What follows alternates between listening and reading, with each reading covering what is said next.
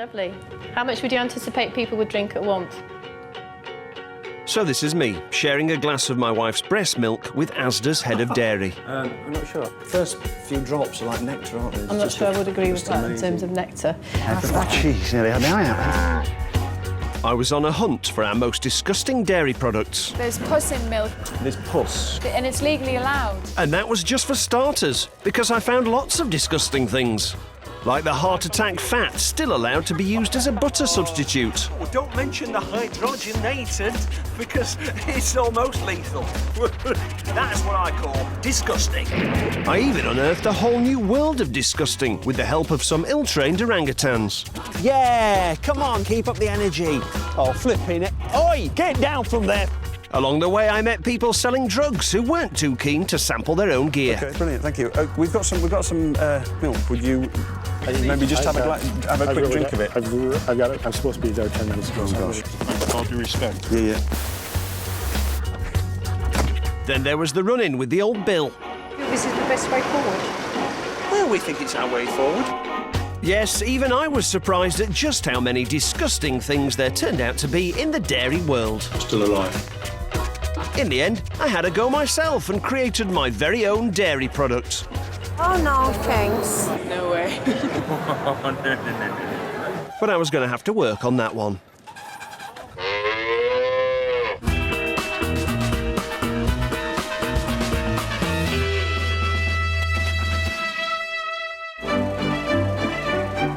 Last year, as the BBC's resident connoisseur of crap, I made a programme about Britain's most disgusting foods and created my very own brand of pies, full of all sorts of rubbish.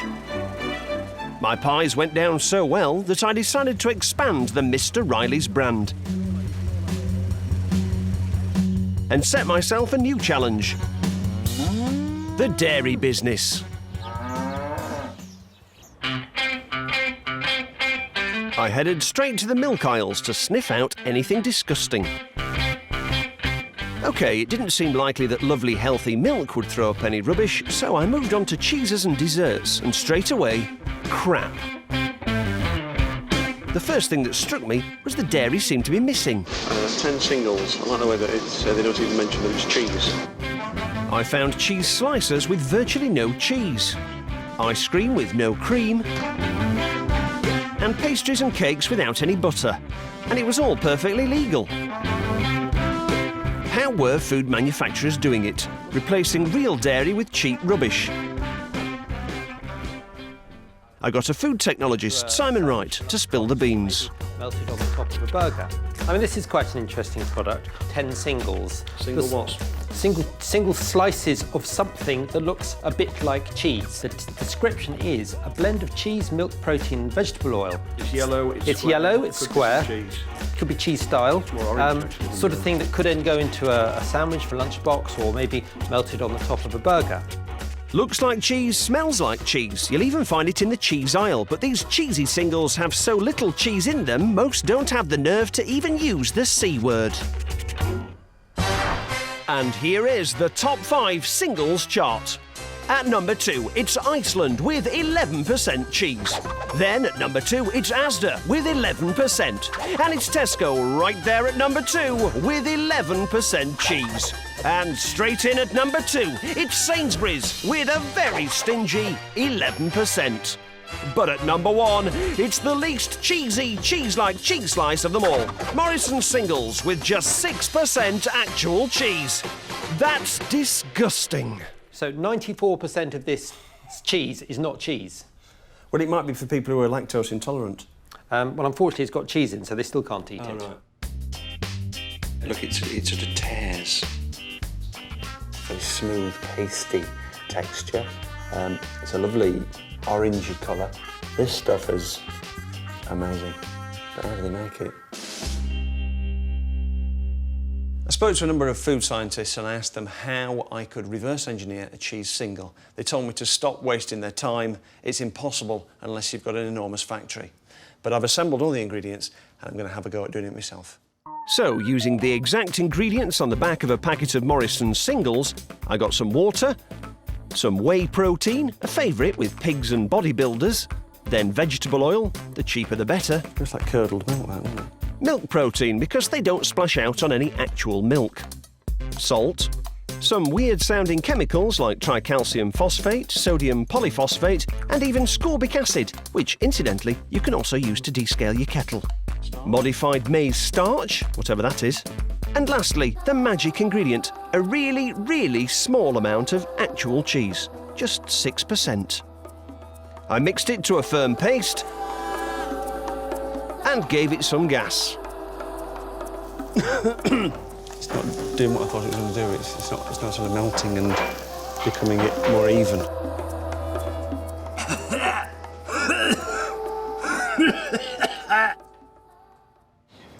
We're just taking a break now with all the windows open because when I cooked the mixture, it burnt so badly that the whole place is full of really quite horrible fumes. The food scientists told me it was impossible to make a cheese single without an industrial laboratory at my disposal. Well, I had a go, and I've done it.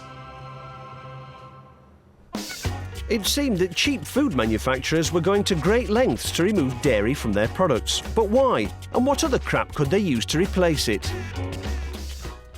Hydrogenated vegetable fat.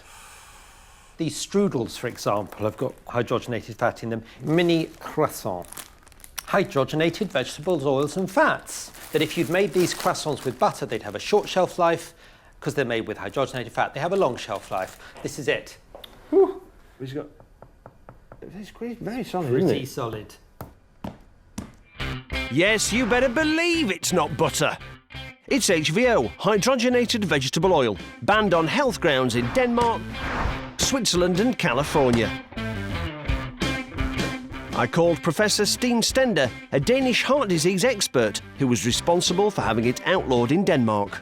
So, what exactly is wrong with hydrogenated vegetable oil?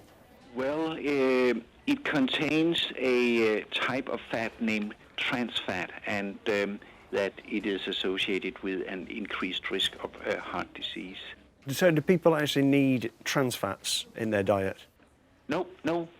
It provides calories, but otherwise it's only harmful. Right, so it's much worse for you than even saturated animal fats. Yeah, it's much worse for you. So it would be a benefit just to replace trans fat with saturated fat. So is it the most dangerous fat? Yeah, I know of no other fat per gram which is as dangerous as trans fat. It is a metabolic poison. I used to say it's good for shoe polish, but not for eating. Wow. Steen also told me that since they'd started reducing trans fats in the Danish diet, coronary heart disease had dropped significantly. Although it's not banned here, nearly every supermarket has removed HVO from their own food brands. But there was one place still holding out, the German-owned Uber market, Lidl. No fewer than 27 Lidl own-brand products contained hydrogenated vegetable oil. But did it have a shelf life even in Lidl? I wrote to them to see if they had plans to follow the other supermarkets' lead and remove it from their own brands. Lidl got straight back to me. Some suppliers are finding it more difficult than others to get the desired quality without the use of hydrogenated fats. So basically, they're going to keep on selling this substance in their products which can give people coronary heart disease just because the quality isn't quite right when they stop using it. Then I made a surprising discovery. Look at this. This is Lidl's website. Their charity partner is the British Heart Foundation, beating heart disease together. Obviously, the penny's dropped. They realise it's time they did something to actually look after their customers. But I think they're barking up the wrong tree with this. What they need is a much more targeted approach. Right, these are my team of lederhosen-clad helpers. And in case anybody has any heart trouble during the stunt, with all that HVO flying around, we've got a nurse who is fully qualified in intimate massage. The heart massage, that's what I mean. I mean, strictly speaking, she's not state registered, but, you know, I'm happy. Hello. It's a German company, that's why it's the German theme. I suspected Lidl were giving money